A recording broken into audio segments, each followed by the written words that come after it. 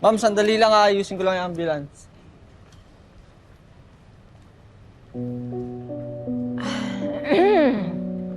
Paano ba yan, Levi? Hindi mo na kayang sumayaw. Ipapalit ko na lang si AC sa pwesto mo, ha? Hindi, lumabas na rin pala ang totoo. Kaya pala, inaantay mo lang talaga masaktan si Libby. Para ipagpapalit mo yung anak mo para maging bida dyan sa sayaw na yan. Ganyan ka talaga kasama, no? Bakit mo sa akin sinisisi yung katangahan ng anak mo?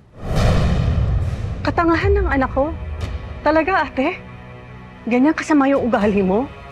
Talaga? Ano? Dahil nagkaanak kami ni Roger?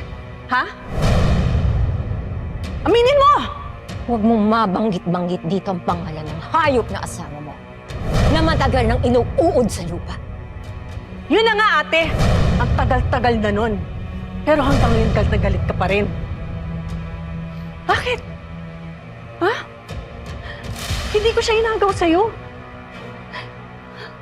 Ambisyosa ka. Umalis ka. Para ano? Dahil gusto mong habulin yung ambisyon mong mag-abroad. Di ba? Aminin mo! Nagka! Ma! Ano? Ma! Sabi ko, tumahimik ka na eh!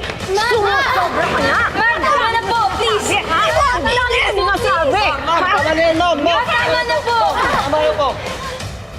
Tama na, Jo. Tama na. Kung naging ambisyosa man ako, yun ay dahil sa mga magulang natin na wala nang ginawa. Umbihambing ako sa'yo. Ang hindi nila alam, nutnutan ka ng hindi. Inagaw mo si Roger sa akin. Tuwing makikita ko yung si Libby, naaalala ko yung pang-aahas na ginawa mo sa akin. Tama na! Ikaw ang ambisyosa! Gusto mo lang ang ipamukha sa akin?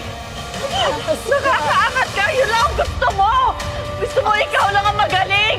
Ahas Oo ka! na, magaling ka! Sige na, ate! Ahas Sige! Siya pa naman mo, ba't ako?